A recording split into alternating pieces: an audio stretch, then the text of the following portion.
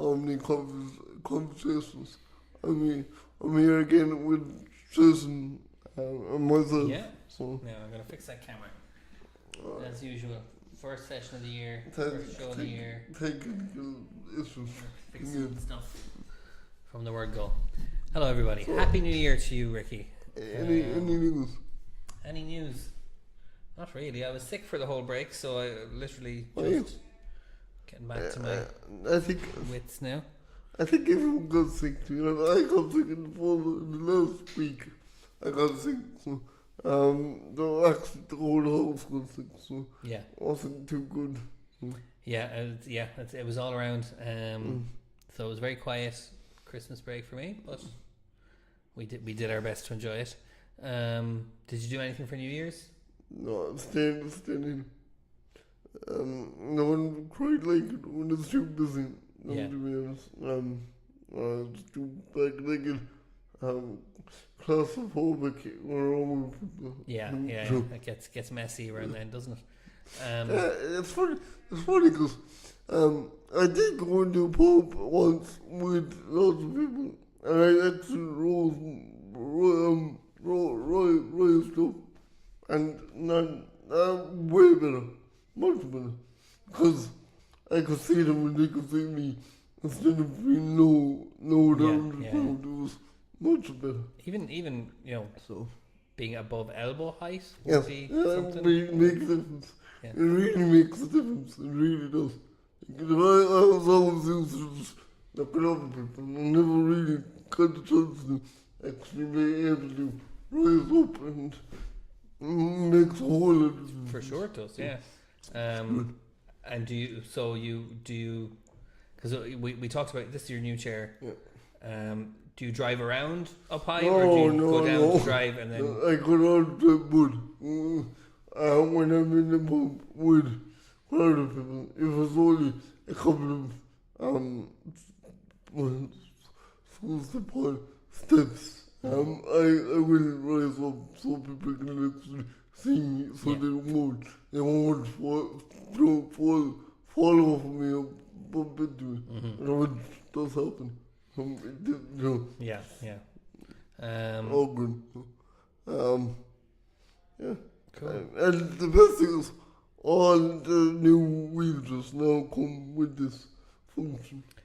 I know I'd seen a lot of them in people have been getting them, but I didn't know they're standard now. Yeah. That's well, it's what they say in the CLC to me. That's the case now. Very good. Well, the new sprint is really good. And I know I brought up these before, but the Omni wheels the Omni wheels are a kind of wheel so it's basically a wheel covered in wheels, so that you get extra traction going over things like curbs and stuff like that. But it also means you get an extra direction of movement, so your chair doesn't just go forwards, backwards, side to side. It can actually go fully sideways and that way. Oh, no, I would not agree. No, that's too much movement. Way too much.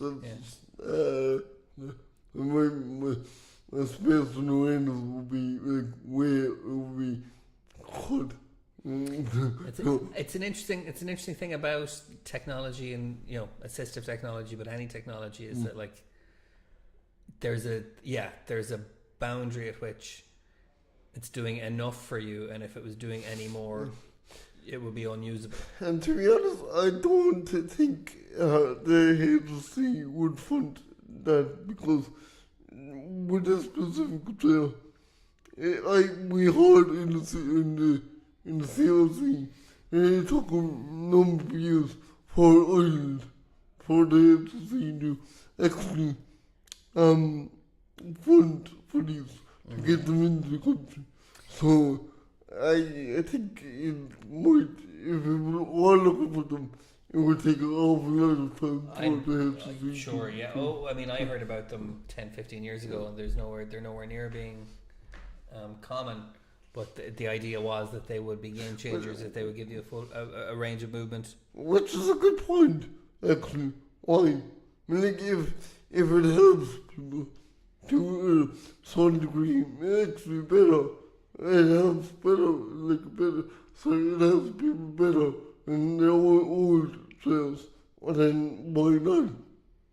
And like I go, okay, money for funding, money, everything comes down to funding.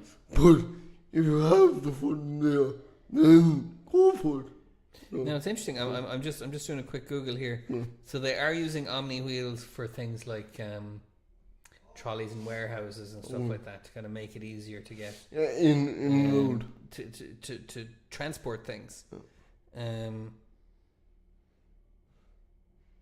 So that this is what that's kind of a simple one. So it's a wheel. I don't know if I can show that. There we go. So it moves in the direction of the wheel of the circle, but it also moves in the direction of the rollers. But there's nothing much being said about Omni wheelchairs. Yeah. It just gives me an idea. Well, not an idea, but I thought it'd be interesting to see. If I don't know, can they get up on high cups? Can they do that? I think the idea then is you'd have multiple Omni wheels. Yeah. So you'd have like 3 Omni wheels And that could then rotate up a curb. You know. Well, like if that's the case, then by all means, I think that would fix like how the causes. Well, it's why it surprised me that you kind of balked at the idea of them, because the degrees of movement in the video games that you play. I know, I know, but there's a game like when you're dealing with physical movement, it's like real physical movement, like actually moving yourself. It's another thing. So it's even hard to get used to new wheels. I mean, sure. So you can imagine what it'd be like an Omni wheel. Yeah, but again, that's like saying playing a new game is always tricky at first. What was I going to ask you? Have we talked about using AI in wheelchairs? Did we? I don't know.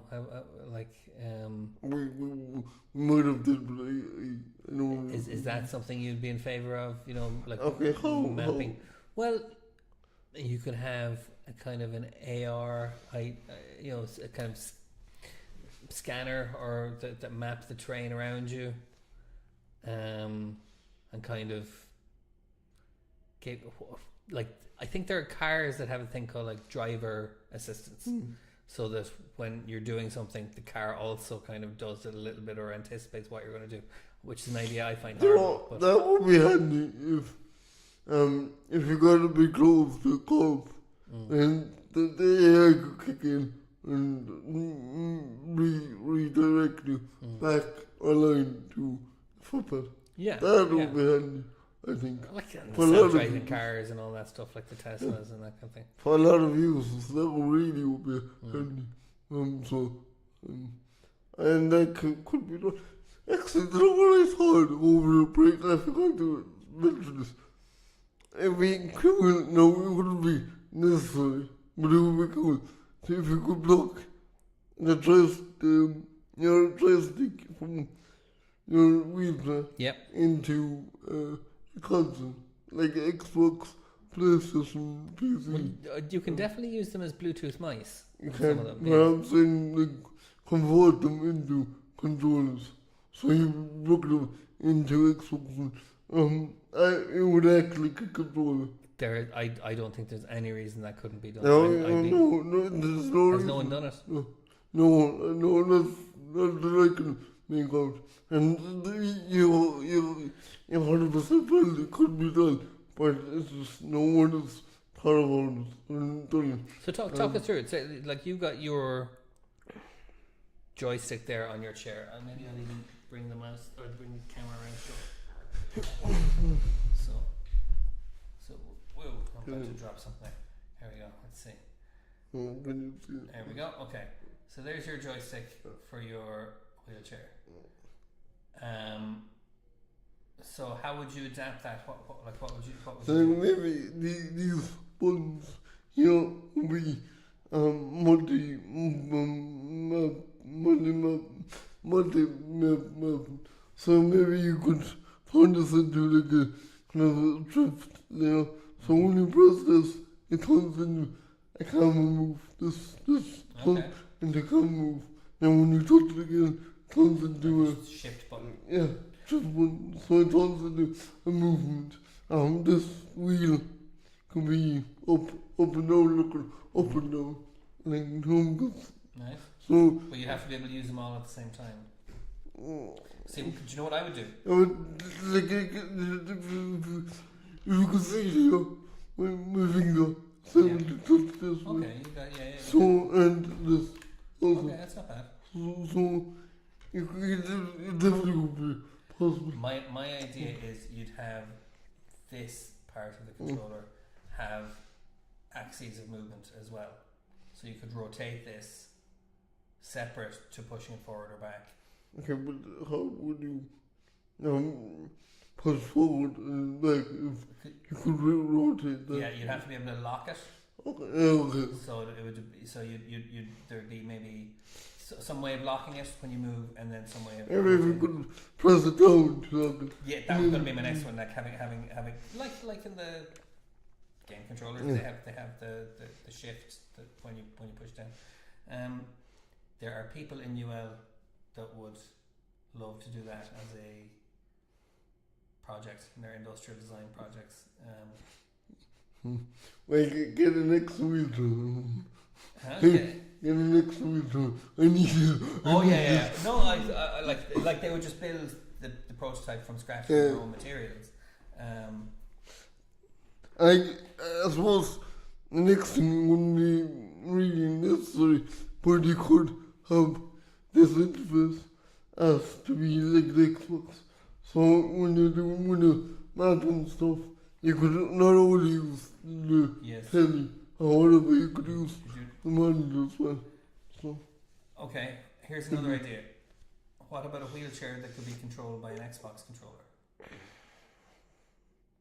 Okay, walk me through that, please. Well, they already do use video game controllers to control certain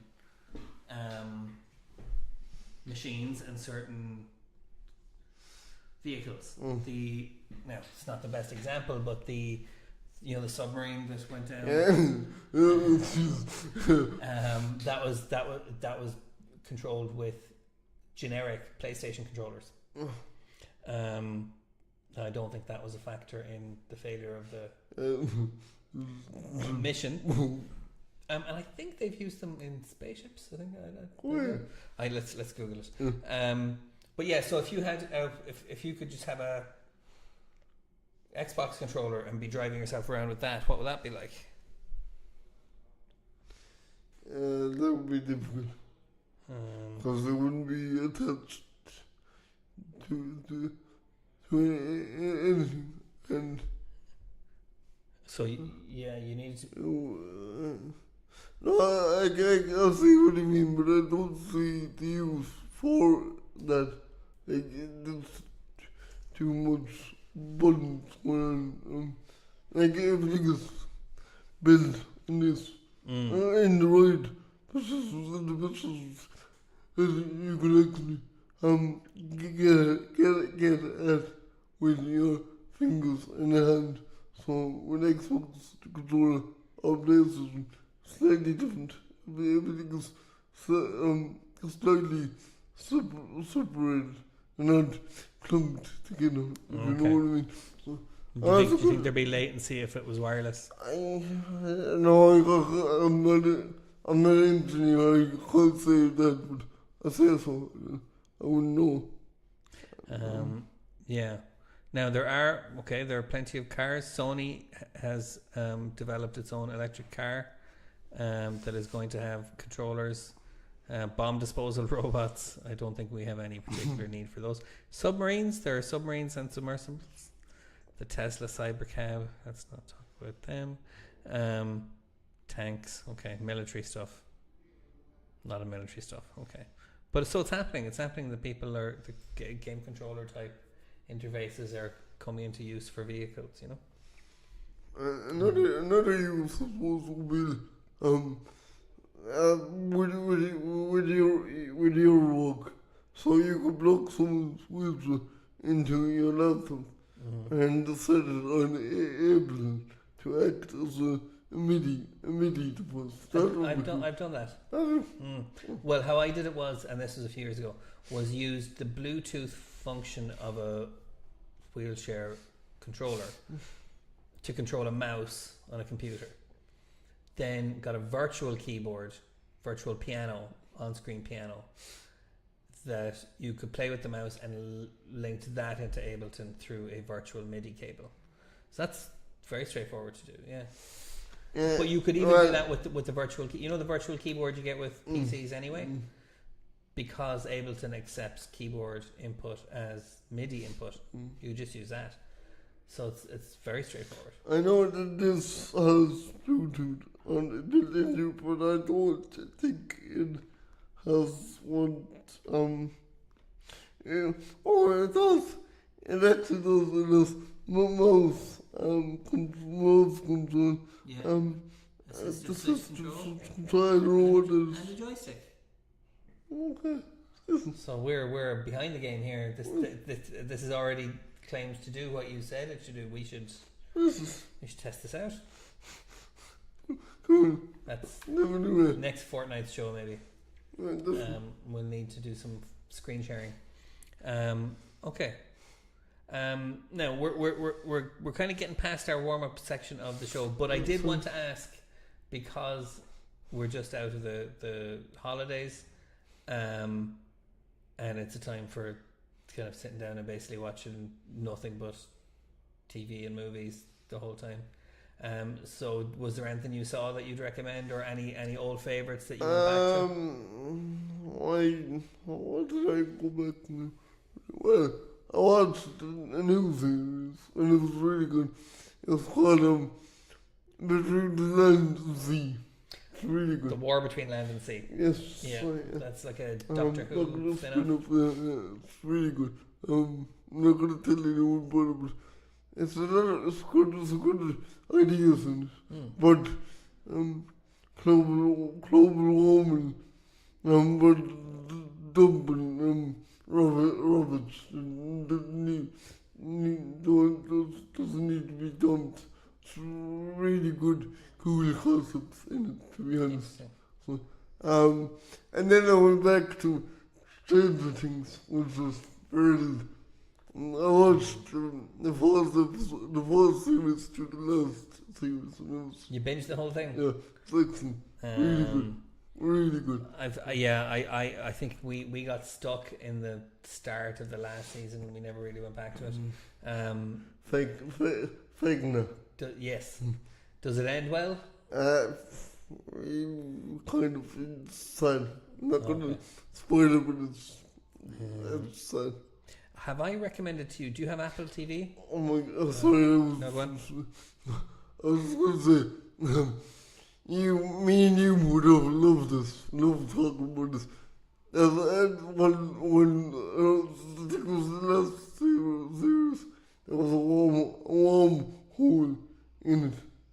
That's what the upside down and everything was linked to wormhole. But I hated it because the physics was wrong. Like they told was outside the wormhole and you could see its emptiness. That wouldn't be the case. Like outside the wormhole wouldn't even exist, to be honest. It would be like space time. So you couldn't see. Like they would be absent. So they took some creative liberties with the quantum physics. Yes, pretty much. I wish so. That's fair enough. Hard thing to get right when nobody's ever seen an actual wormhole. I know, but like the physics just doesn't let up. Like you saw a car once that floated up into an abyss. Like that wouldn't happen. Like gravity wouldn't even exist. Sure. Outside the wormhole, so like how could it be a fact? But we have talked about suspension of disbelief before, haven't we? Did you ever hear the story of Titanic, the movie Titanic? I know the story. And the whole idea that it was made to be very historically accurate. And Neil deGrasse Tyson, years later, so he's a famous astrophysicist, said the stars are wrong. The sky, the star field in the sky is wrong. Those stars would not have been in those positions at the time the Titanic sank. So it's not realistic. That was this whole thing. And but you gotta forgive him for them and think he's the same as well. For sure. I'll be the same. No. But you know what? James Cameron changed it. For digital editions of the movie, he changed the star fields of the movie. Yeah. Excellent. And made it way better. And then he made the Avatar movies, which are completely unrealistic and also not entertaining. I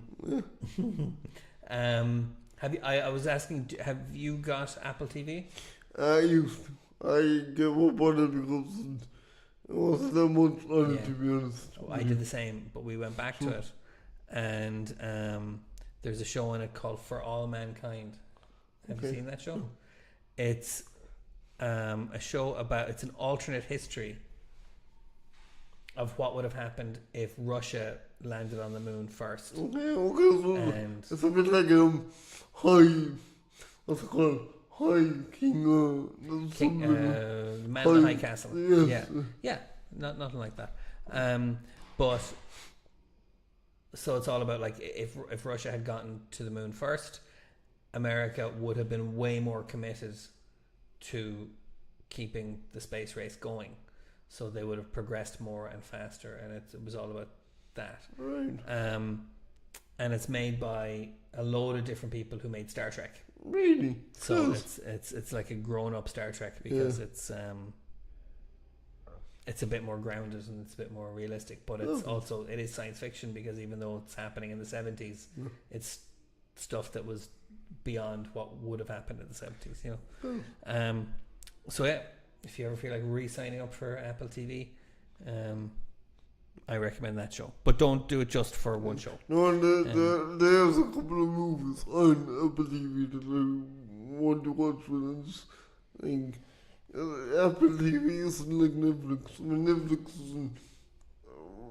They're all be on and all, you know, but at least some movies and series on Netflix. So. So the Apple TV stuff is all made specifically for Apple TV. But there we go. I guess would it be possible to talk about on it? Yes, let's do our first serious segment of 2026. Take it away there, Ricky. So I got a bit bored. My holidays, I loved it, but I got a bit bored, so I started to write down a couple of thoughts and feelings and just, you know, belief systems, which could be dangerous. Anyway, so I wrote out this one on the disability and how we are framed in Ireland. Yeah. Would you say that? Yeah, that's the way I want to. Kind of a testimonial or something like that. Is that what we call it?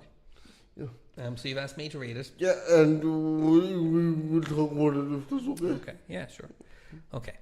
So this is called Blank 6. Okay. I often think, and I haven't read this before, so I'm reading this for the first time. I often think about what my life might have been like if I were not disabled. I wonder what paths I might have taken and how people might have treated me. But I also wonder something deeper and more uncomfortable. Whether I would still see the world the way I do now, or whether I would slowly stop noticing the barriers and injustices that disabled people face, simply because they would no longer affect me. People often assume that a cure or an operation would be an obvious choice. But I'm not sure it would be. Not because walking is bad, but because being disabled has shaped how I think, how I notice the world, and how I understand fairness. Living in a world that was not designed for people like me forces awareness. You notice access, space, attitudes, and assumptions that others never have to think about. That way of thinking feels valuable. It is not a weakness. It is something society needs more of, not less. I know from experience that people treat me differently depending on whether they can see my wheelchair. When the chair is not visible, I'm treated as normal, as one of them. When it is visible, the tone changes.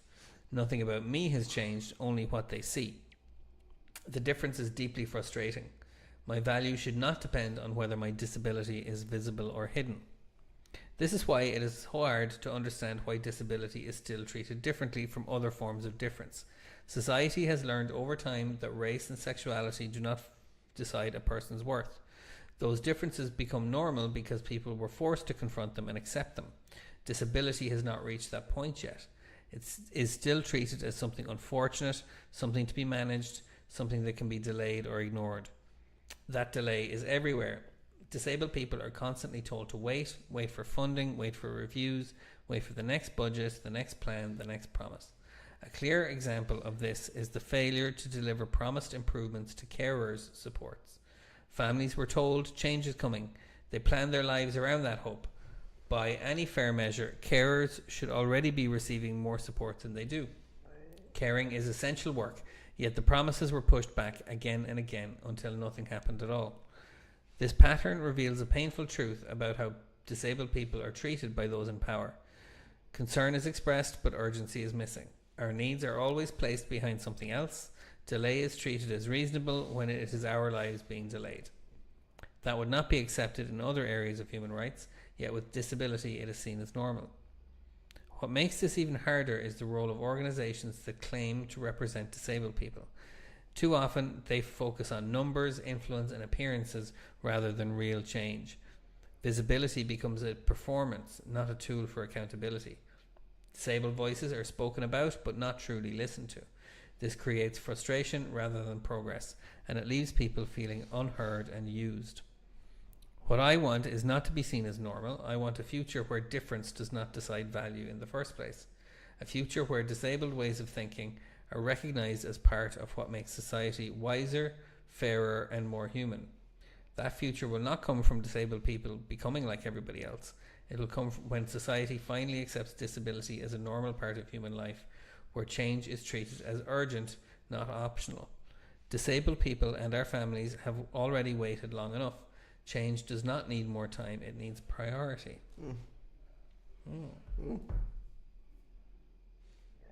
Nothing. Okay, tell us about the background to that piece. So this is the sequel to Blank 5, I presume.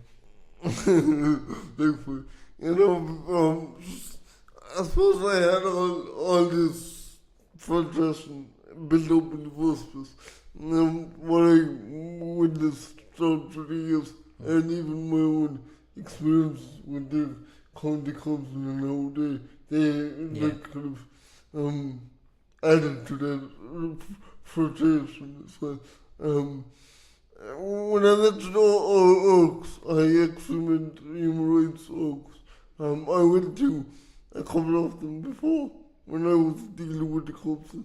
One of them tried to actually recruit me. They actually never wanted to actually pay attention to my own struggles. Which I thought that was meant to be what a human rights based organisation did, but clearly not. So I got the opinion and the feeling that all they care about was numbers and power play as well, how good they looked, and having a number of people on their committee as well. So which should never be the case. We should always look at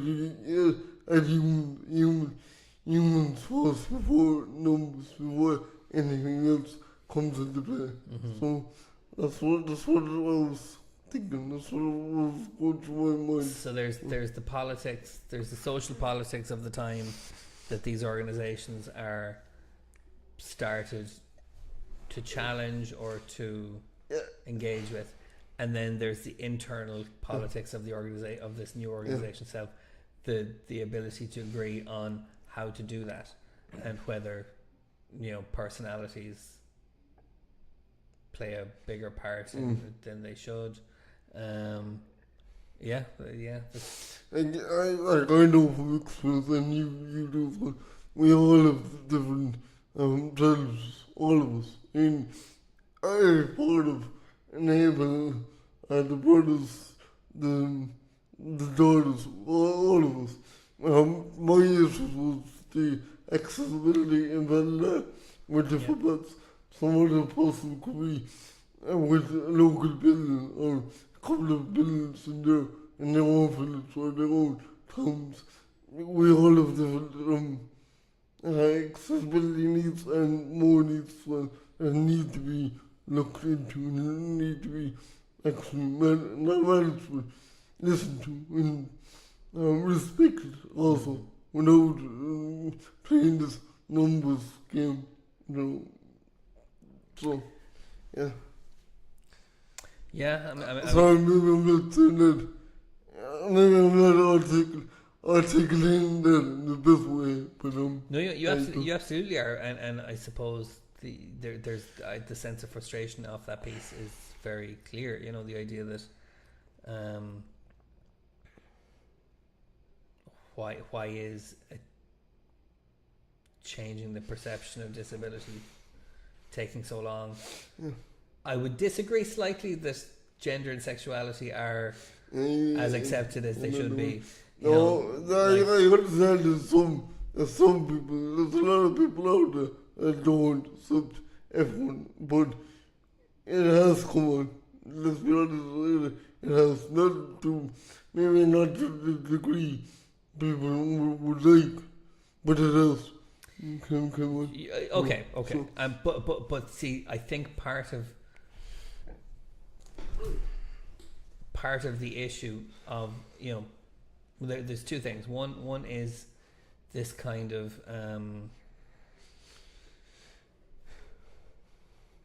making comparisons between different minorities and the level of progress they are individually making towards acceptance or inclusion or equality, is that leads to a lot of squabbling among those groups that benefits the powers that be completely, because and they're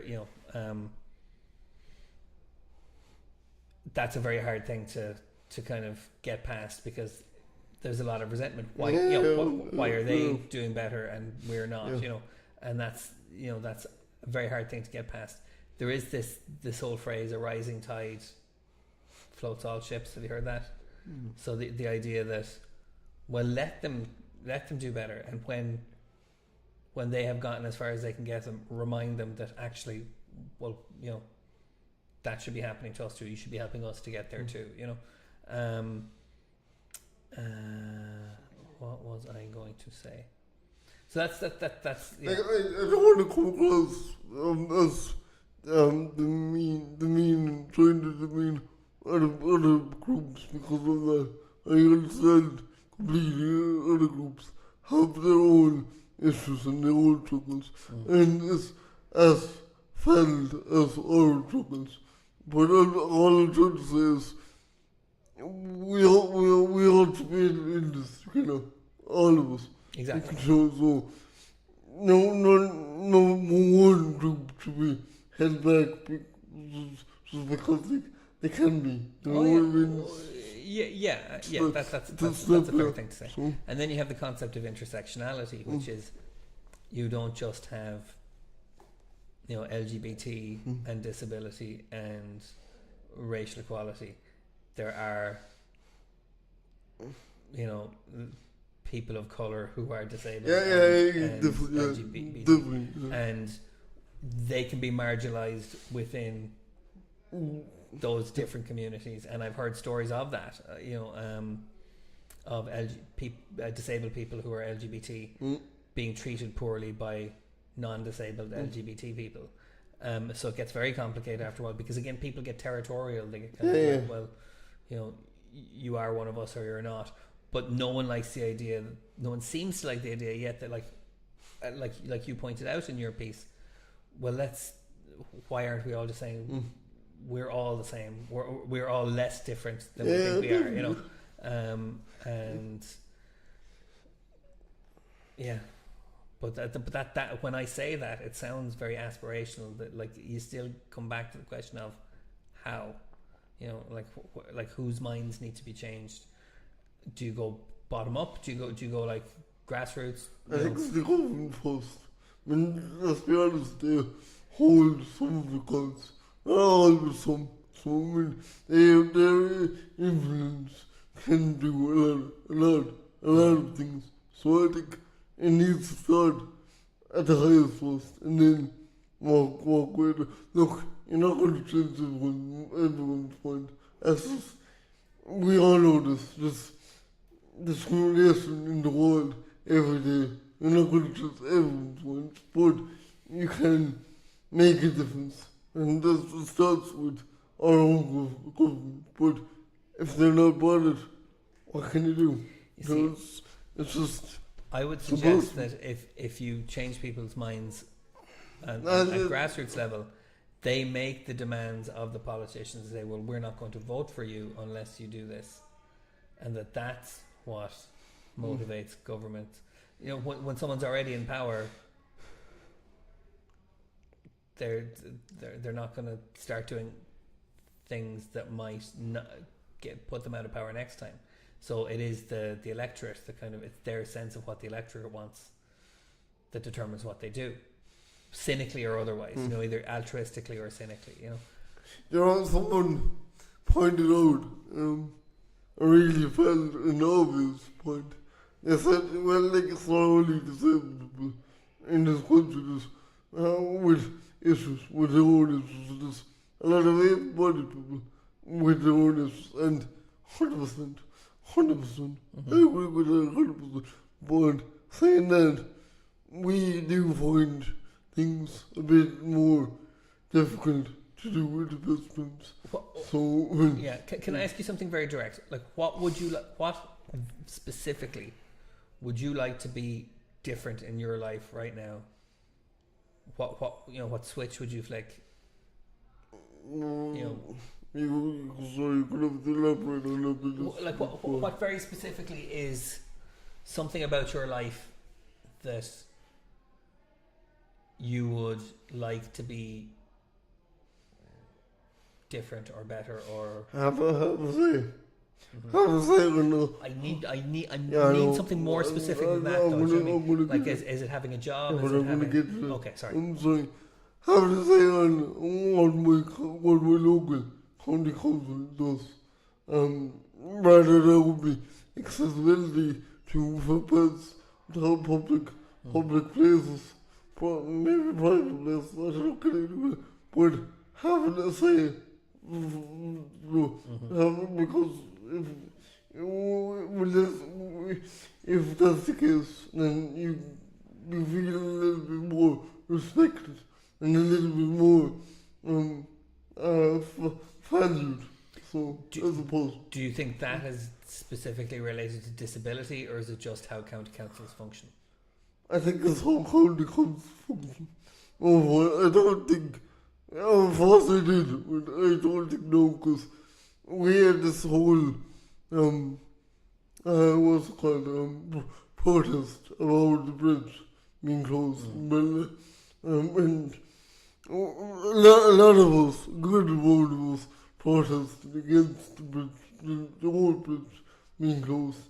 And we also want to listen to. A member of our community put that to the county council, and again we want to listen to, we were ignored. So I don't think it's only disability, which is a kind of relief in a kind of a selfish way, kind of a relief to know that you're not the only group that's being ignored by these. This public on this issue at least, yeah. But okay, but not more personally, but more specifically in terms of like, what do you want to have in your life? Where do you want to be that you feel? Well, I want to go down. I want to go down to the finish without having to worry how I get back up again. Because of a car when block my way. I can sorry and go. I went a bit faster. I had another thought. But like I went down to the finish one day and I went out for a walk. And as I was coming back up, it started to rain. It looked like it was going to rain, and it did start to rain. Now, thankfully, it didn't rain heavy. But on my way up, I made a car, blocking the footpath again. Yeah. I know at that point when I was heading up, I was lucky because the car owner came over to trust me and got in the car and drove off. I was lucky in that particular instance. But if that had happened, I would be possibly sitting out in the rain, in a wheelchair, which, keep in mind, if it gets wet, It has a battery, yeah. So, yeah. people don't seem to think of these things. And nuances of these things. Yeah, yeah. But and if that was fixed tomorrow, your life would be perfect? No, it wouldn't be perfect. My life is good. When I look at the market, there's a lot of things that I might have that I do. But in like the sense of like those things, no, it wouldn't be perfect. But it would be begin, it would be a start. So I think, and it would be goodwill, to be honest, to people that we do care, that they do care. Yes, I for sure. I wasn't trying to be flippant there. I was trying to kind of situate it in terms of like your priorities. This is a real priority for you, just being able to access your community. I got an email over the break. It notified me that these ballots wouldn't be put up. That they would monitor the situation. I don't even know what that means, to be honest. How can they monitor the situation? Like, think about it. If something happens to me on the road because of the road in the middle of the road, how they going to fix that? I mean, these are the things, and they don't. Yeah, but this might be my cynical side, that I that's more than I expected they'd give you. You know, I didn't expect they'd even go that far, like telling you where they are on that situation. I would have expected them just to not send you anything. But I get how it's insufficient at the same time as well. You know, like that's fine. But yeah, it's how to communicate these priorities to people so more people care about them. So I like, yeah, okay. Sorry, I'm editorializing. No, it's not the people look good, but it's the right, it's the people that can make a difference. The people in power that don't care. It's just they think it's lower on the list. Because they don't see the nuances of these things. They don't see how they can affect other people in the long run of things. And that's where the problem begins. So, and I wonder, is there, you know, an inherent flaw in the idea of bureaucracy in the first place? The idea of, so. you know, it's system altogether for all of us. Everybody, people, everyone. I think it's flawed. The system is meant to work, but it's okay, well, here's it. I'm just going to read a bit from the Wikipedia definition of bureaucracy. In modern usage, modern bureaucracy has been defined as comprising 4 features. 1, hierarchy, so clearly defined spheres of competence and divisions of labour. So, 2, continuity, which is a structure where administrators have full-time salary and advance within the structure. Impersonality, where there are prescribed rules and operating rules rather than arbitrary actions. So you don't.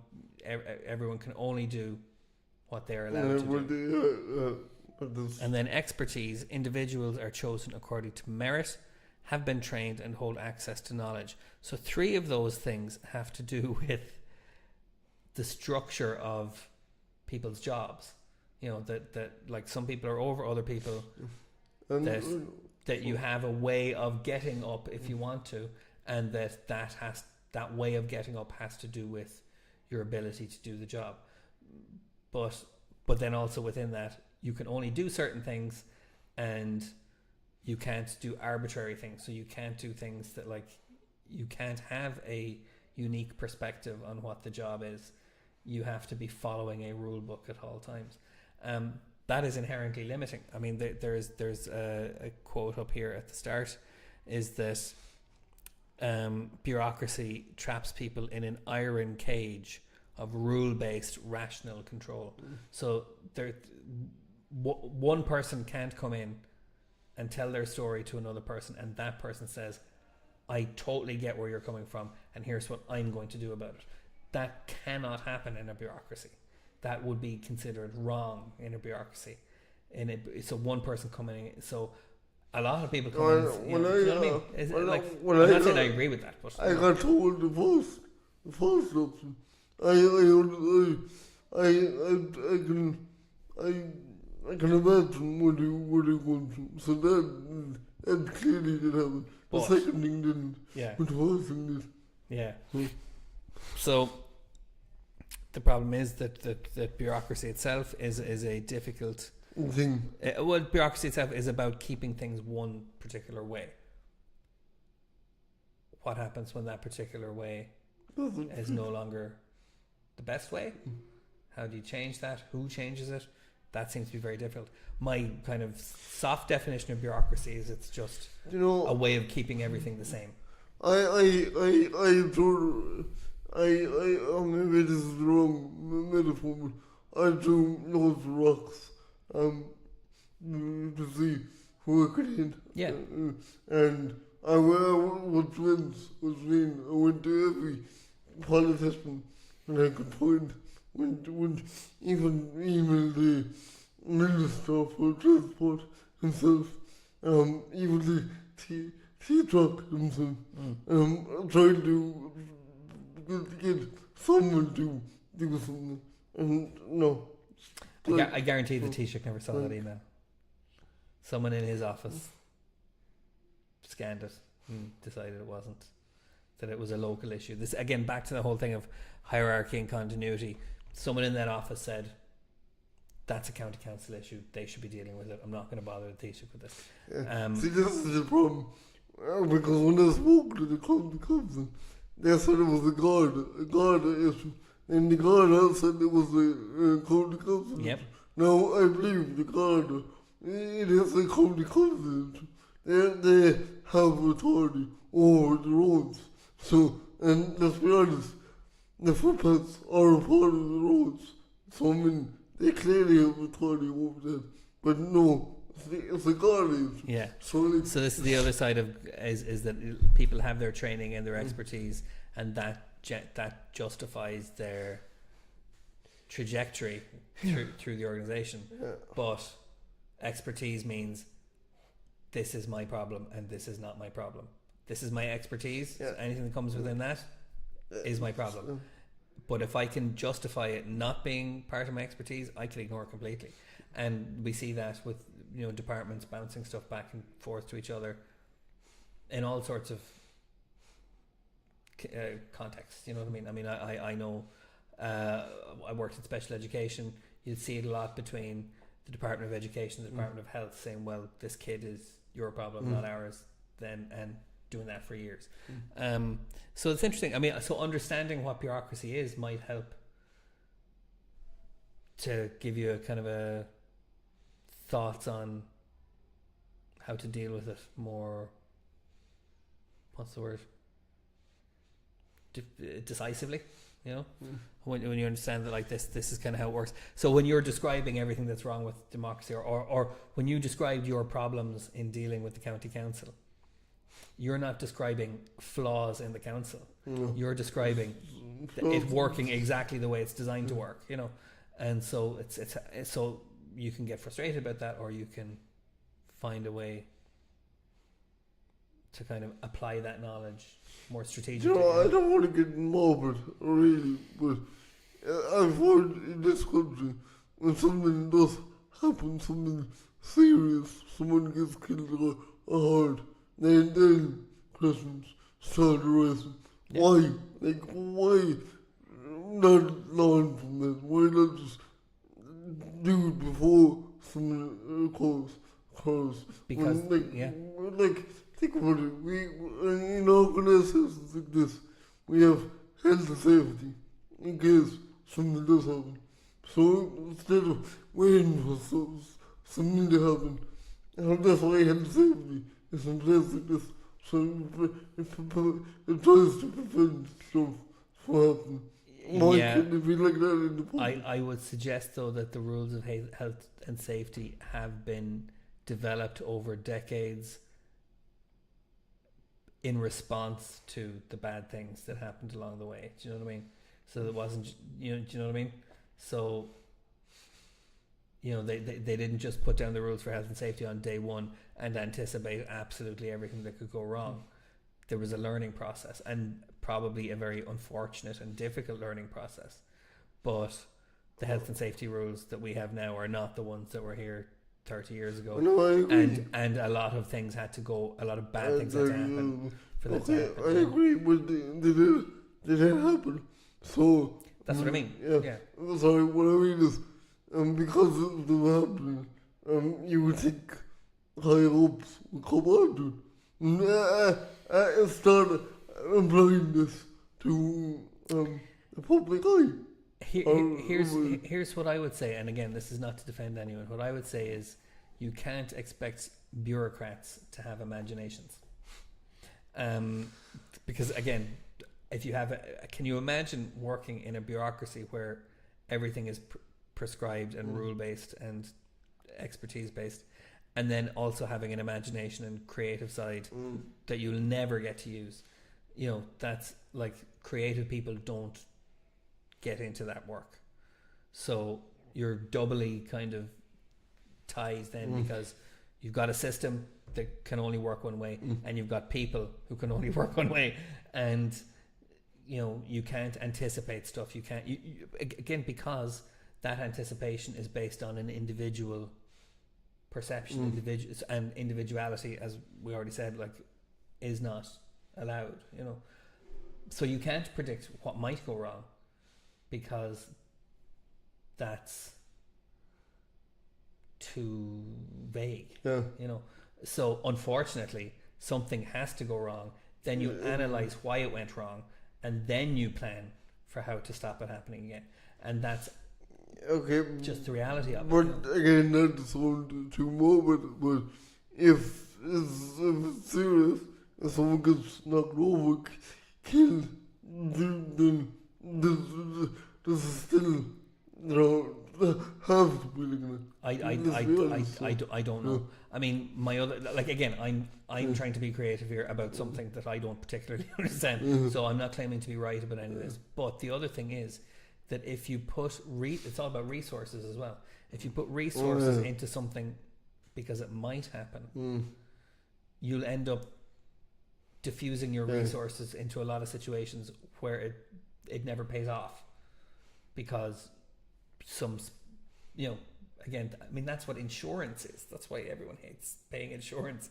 You pay insurance on the off chance that you don't crash your car. So some people are paying insurance for decades and decades and decades, and they never crash their car, and that money is gone. And I understand what you're saying. And I actually had this conversation with them on this basis, on the money and the Insurance? No. Resources? Resource Thank you. allocation, yeah. Resources. And I said, look, you put down a couple of plastic balloons a couple of years ago. They work. 100% work. So I said, like, and I looked them up. They're really cheap. You know, they're really cheap. And I'm looking for all of them to be bought up. But then if they did that, someone else is going to come along and say, well, why don't you put some money into my particular idea because you did it for Ricky? And, you know, you're back to the individual versus, you know, prescribed. Again, I'm going off like my scanning of a Wikipedia page. I will claim no authority here. So like, what's the answer? Like, I know you know, but what's the answer? Well, I think actually, you know, how do you, like, we have, like I said, people here with mobility needs and mobility. The short answer, the shortest, most honest answer I can give is I don't know. But what I would suggest is, I don't think so. I don't think there's any. And so if that's the case, well, I would also say I don't think either you or I understand the system well enough to exploit it. You know, to turn it to our own uses. There's a certain sense in that which is like, read all their policies and read and find loopholes, or, you know, get petitions and things like it's work. You have to kind of beat them at their own game, and you've done very well at that. You've done better than I ever could at that kind of thing. But it didn't work. It did not work. It didn't get you exactly what you wanted, but it got you more of a response than I think a lot of people would get, and it got you some goodwill, and I don't think it's over. But if they're monitoring the situation, and if they say they are, then that's something you can hold them to. There are ways for you to monitor the situation as well, and kind of wait for your opportunity. Actually, sorry, you actually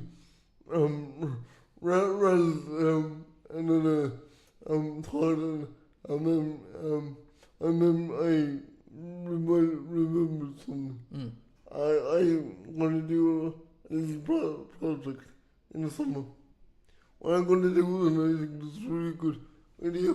A friend says this to me. They said to me, why don't you get a what's it called, GoPro. Yeah. And attach it on you and go down in the summer when it's busy. Film the whole thing. You leave in the house, going down to the finish. Do you know what? Yeah. Do you know what that is? That is research. If you did that 100 days in a row, and you analysed, and you could do a little research. You could do a research project on that gave them data. That's playing their game really well. You know what I'm saying? Like, but anyway, sorry. Yes. So and just upload that onto social media like Facebook and just show people really what if first of all the level I'm at.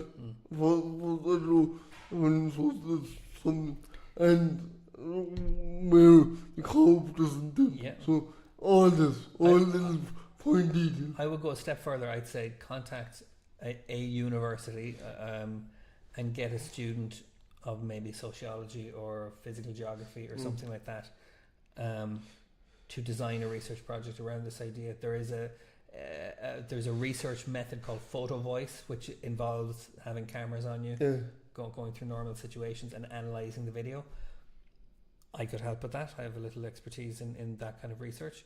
So yeah, there's lots of ways you could kind of formalize what you already know in a way that is harder for them to ignore. You know, can I ask one more thing? And we've hit the hour mark without even trying. Would you consider submitting columns to like a local free newspaper or something like that? Yeah. As a disability voice. Yeah. You know, I know some people don't like kind of identifying themselves as disabled, as an identity thing. But for the sake of conveying these ideas, I think that's very well written. Did you have ChatGPT? I did, but everything was my idea. Yeah. And I did ask it to scale it down in regards to complicated words. No, I think it's it reads very well, and I think there are local free newsletters that would give you a column, and again, that would give that. Why should this only be here? Why should it only be on this show? Get it out even further. Okay, we have to stop. Okay. So, do you wanna sign off? Yeah. So that was really heavy draw. So look, thanks for joining us today on another glorious day. So for me and Jason, we'll see you back next week. I don't think I'm on next week. No, it's Glenn next week, but who knows? Yeah. Okay. Thanks for watching, everybody. See ya. Share all this with your friend and like and subscribe and all that horrible stuff.